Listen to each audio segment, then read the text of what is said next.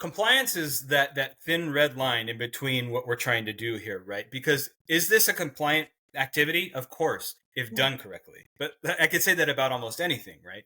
And so the compliance aspects that we try to teach people are what CMS is mandating in terms of marketing, where and how you're able to provide these summaries, HIPAA implications about providing these summaries. So here's the most common pitfalls. We open insurance agency, we get Fred, he's our licensed broker, he's going to do great. And then they start saying, hey, we're going to offer the best plans to all of our patients. They send out a marketing piece to everyone that says, we're offering Fred's Insurance Services so that everybody gets on the best plan. Well, CMS has said for, 15 years, you cannot use the word best in any marketing. Why? Because what's best for you is not best for me. Everybody's circumstances are unique. But yet they put this non-compliant language in marketing because they're just trying to do the right thing. They really would try to do the best available thing. I believe them, but it's non-compliant. So we actually had a store last year, did not run it through. Well, they ran it through us and we told them not to do what they did. They sent out a letter and of course, ding, ding, ding, ding. One of their patients gets this letter, says, hey, we're offering these evaluations so you can get on the best plan.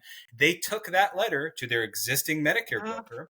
That broker sent it up the chain to an insurance company, complained about it, and they were dinged and got slapped on the hand. Now, you're getting slapped on the hand. They're not, perp walking you back. It's like, it's not that bad. But the bottom line is it created a headache for them, all because they just didn't follow this silly little compliance thing. So I would say a lot of it is primarily on how they're marketing the service to their patient and that they're not following some of these very basic compliance standards in the advertising and marketing of the services. The next big thing that I see is mainly the HIPAA implications. And so they'll say, well, I'm Fred of Fred's Pharmacy, and I'm performing a review for Mrs. Johnson. So I'm going to sit down in my PMS. I'm going to pull up her last 6 months. I'm going to print out a list of her scripts, and I'm going to go do her Medicare review.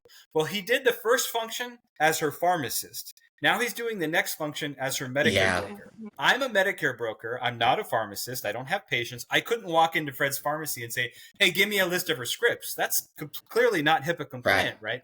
And so it's that fine balance of how do we get the pertinent health information that we need from the patients in a way that's compliant so that we can still perform the consultations with all of the needed information, but done so in a compliant manner. Again, something that we train them on. How do you get release forms, permissions, all that kind of stuff.